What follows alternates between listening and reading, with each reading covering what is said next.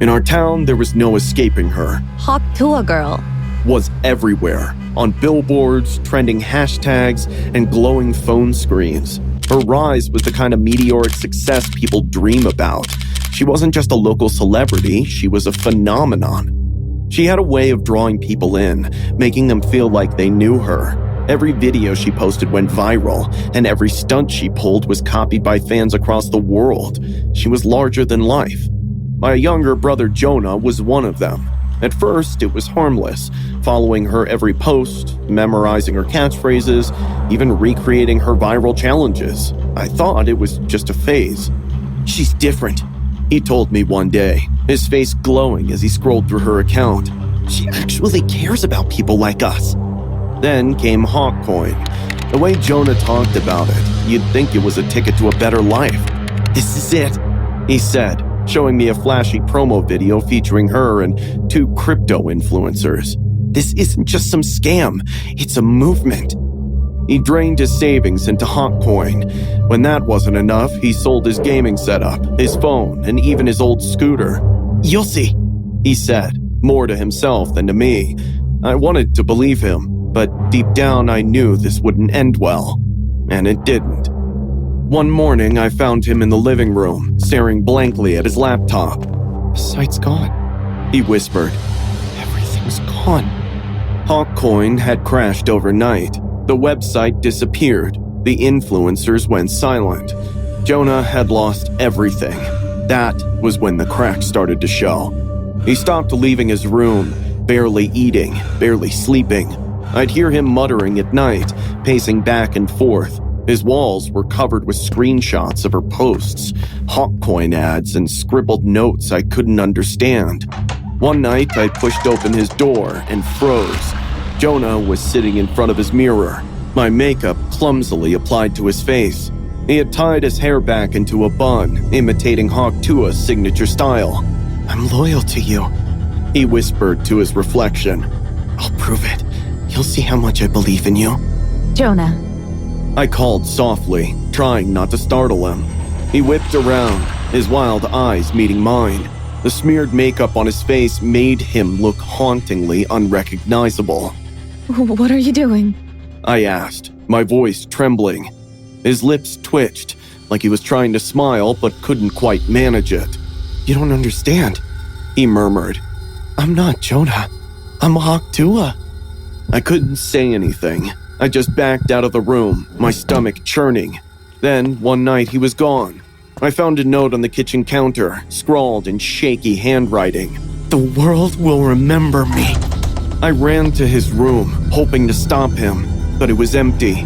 My makeup was scattered across the floor, next to a blood-stained razor blade. I followed the noise. By the time I reached the park, a crowd had already gathered. Jonah stood on a bench, dressed in a makeshift version of Hawk Tuah Girl's most famous outfit. A glittery blouse and ripped jeans, stained with smears of red. He'd painted his face white with my foundation, his lips trembling under a smear of my lipstick.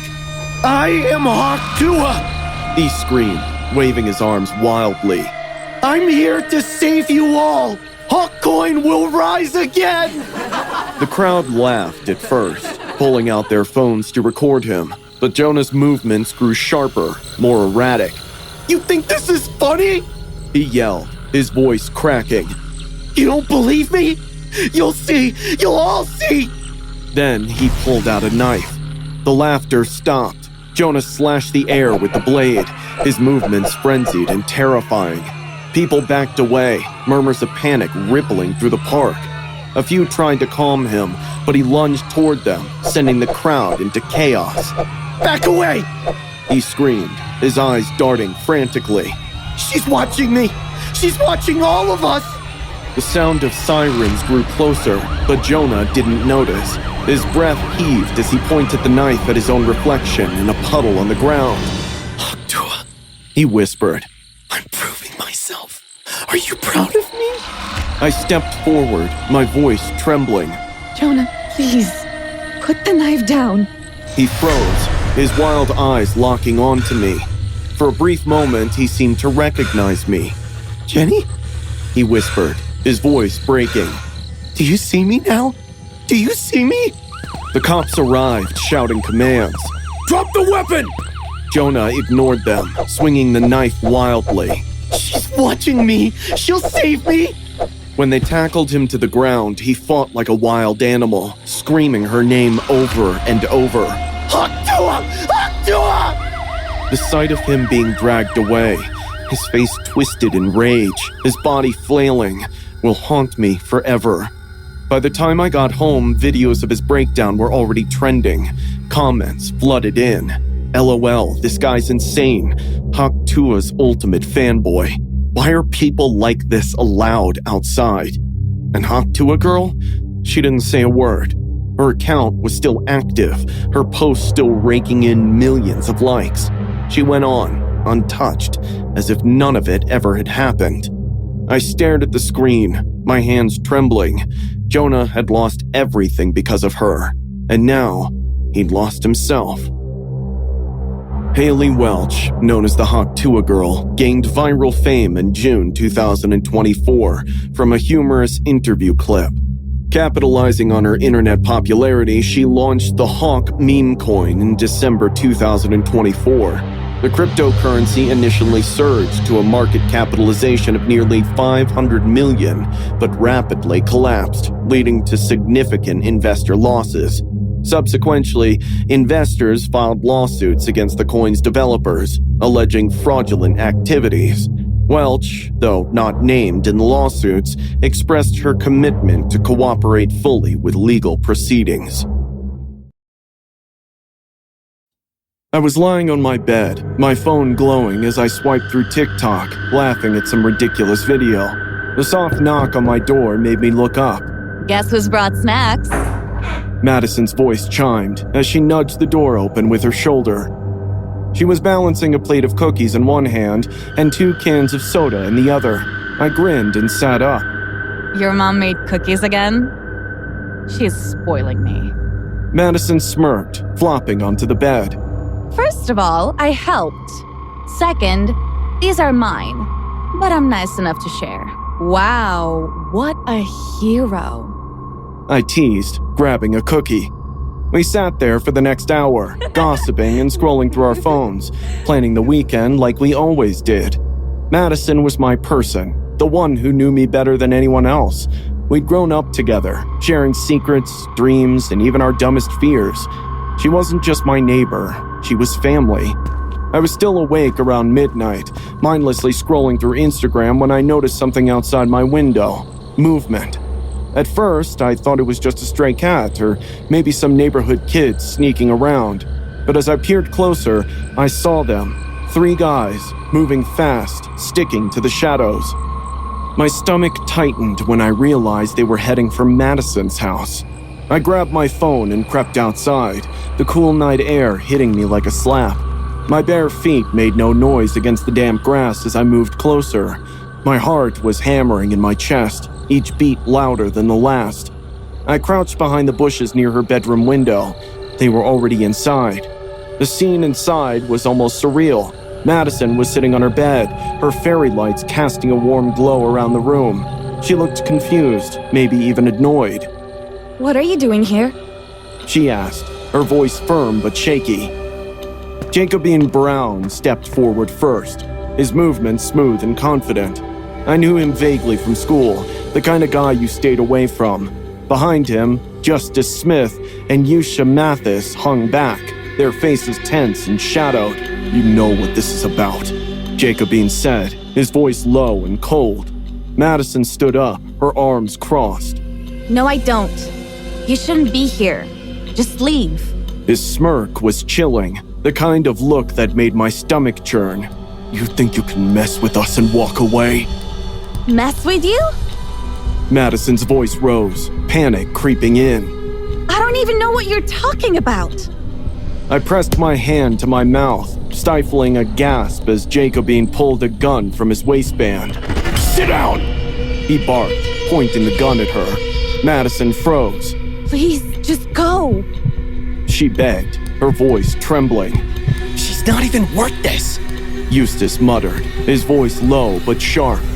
Jacobine shot him a glare. Shut up! He turned back to Madison, his face twisting into something unrecognizable. "You think you're better than us?" "Jacobine, don't—" Yeshua started, but it was too late. The gunshot ripped through the room, deafening and final. Madison staggered backward, her eyes wide with shock. Blood erupted from her forehead, splattering the wall behind her in a violent spray of red. She crumpled to the floor, her body hitting the ground with a sickening thud. I felt my stomach heave, bile rising in my throat as I watched the pool of blood grow beneath her, soaking into the carpet. Her lifeless eyes stared up at the ceiling, wide and frozen in terror. Jacobine stood over her, the gun still in his hand, his chest heaving. "She had it coming," he muttered, almost to himself. "Man, what the hell did you do?" Eustace hissed, his voice breaking. "She deserved it!" Jacobine snapped, his voice ice cold. "No one was supposed to die!" Yeshua yelled, his voice shaking as he paced the room. The metallic smell of blood filled the air, so strong I could taste it. My whole body was trembling, my hands digging into the dirt beneath me as I tried not to vomit. They didn't stay long. Jacobine wiped the gun with his sleeve, muttering something under his breath as he climbed back out the window. Eustace and Yeshua followed, their footsteps heavy and hurried. I stayed hidden, pressed into the shadows, my heart racing so fast I thought it might stop. When they were finally gone, I wanted to run to Madison, to hold her, to scream for help, but I couldn't move. Her blood was everywhere, on the walls, the floor, her fairy lights casting a dim glow over the horror. The next morning, Madison's mom found her. Her screams cut through the quiet neighborhood, raw and piercing. I watched from my bedroom window as the police arrived, their radios crackling as they surveyed the scene. They carried her out on a stretcher, a white sheet covering her body. I couldn't keep quiet anymore. I wrote everything I saw that night in an anonymous letter and dropped it at the letterbox of the police station. I don't know if it was my tip or the investigation process that led the cops to Jacobine, Eustace, and Yeshua. They were finally arrested a few days later. Jacobine showed no remorse. Eustace and Yeshua looked hollow, like they were already haunted by what they'd done. In February 2023, 15-year-old Madison Gesswein was found dead in her Peachtree City, Georgia bedroom, having suffered a fatal gunshot wound to the head. Her mother discovered her body upon returning from an overnight shift. 3 18-year-old acquaintances, Eustace Smith, Jacobine Brown, and Yeshua Mathis, were arrested and charged with murder. Investigations revealed that Brown had entered Madison's room through a window and shot her over some previous disagreement while she lay in bed. In July 2024, Brown was convicted and sentenced to life without parole. Mathis was acquitted in October 2024, while Smith's case remains pending. It was just another Friday night when I decided to hit up the Rusty Keg, a dimly lit pub tucked in the corner of town. I needed the break after a grueling week at work. The loud laughter, the smell of stale beer, and the low hum of conversation offered a sort of comforting chaos. I was sipping my second drink when he walked in. Samuel, tall, rugged, with a cocky smirk that made it clear he knew the effect he had on people. He slid onto the bar stool next to me and offered a casual, "Hey, what's a pretty girl like you doing here all alone?" I chuckled, half flattered, half embarrassed. "Just unwinding. Long week, you know?" He grinned. "Well, lucky me. I get to end my week meeting you." We bantered for a while, his compliments becoming bolder as the night wore on. When he told me I was beautiful, my cheeks turned pink, and I nervously toyed with the rim of my glass. For the first time in a long while, I felt seen, not in the way I dreaded, but in a way that made me feel normal. After a couple of drinks, my phone buzzed. It was my roommate, Brooke. When I hung up, Samuel's curiosity got the better of him. "Your roommate?" he asked casually. I nodded. "I need to buy shaving cream for her." Samuel asked disappointedly, "So your roommate's a guy, huh?" That's it. I knew the moment had come where I had to tell him. I liked him, but I was worried the truth might scare him away. I hesitated for a second, then answered, fumbling, my roommate's trans, and so am I. The words hung in the air like a balloon ready to pop. I braced myself for the reaction I'd seen so many times before. Disgust, awkward excuses, anything to get away from me. Samuel blinked, his expression unreadable. My heart sank and I quickly apologized.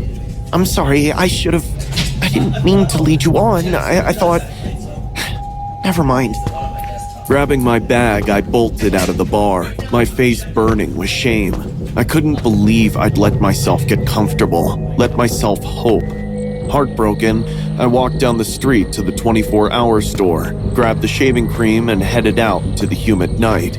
That's when I saw it, the gold Pontiac Le Mans, parked at the curb. Samuel leaned against it, his smile wider this time.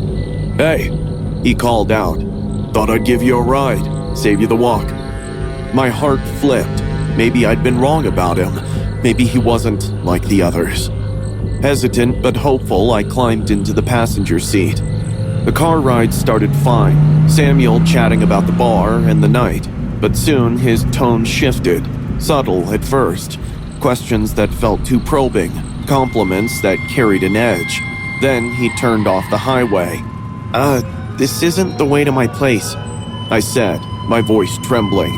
Shortcut, Samuel replied, his grin gone. His eyes stayed locked on the road, his hands gripping my thighs so tightly that his nails dug into my skin, making me bleed. My stomach churned. I reached for the door handle, but it wouldn't budge. There's no point in running now. His chilling voice echoed to my ears. He stopped the car near a sugarcane field. What are we doing here? I asked, panic rising in my chest. Samuel smiled at me without blinking, then lunged. His fist hit my jaw like a brick, and stars exploded in my head. I screamed, clawing at the door, but he was faster. His hand wrapped around my neck, his grip getting tighter each second. Then he slammed my head against the dashboard. Pain shot through my skull, and everything went black.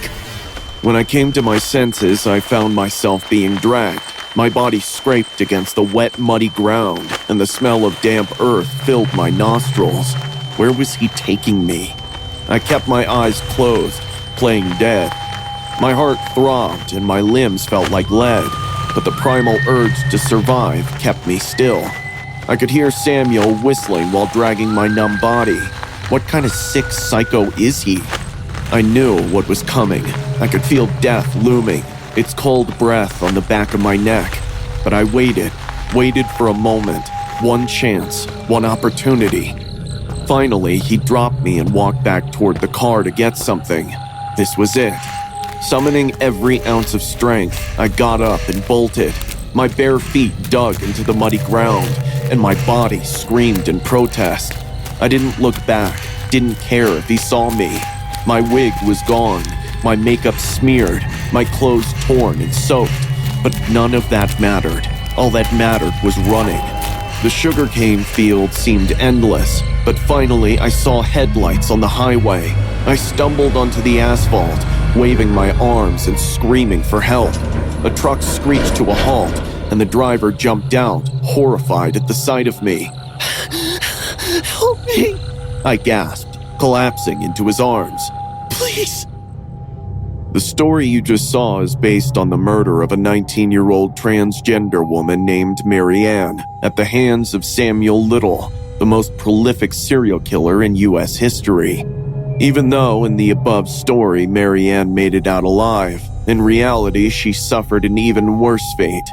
While serving his life in prison, Samuel Little confessed about Marianne. He met Marianne at a bar in Miami and later reconnected at another bar in Overtown, offering her a ride home. After a stop to buy shaving cream, they returned to Little's car, a gold Pontiac Le Mans. Instead of taking her home, Little drove her north on Highway 27, killing her near a sugarcane field. He then continued into the Everglades, dragging her body about 200 yards into muddy water near a swamp. Little believed her body was never recovered.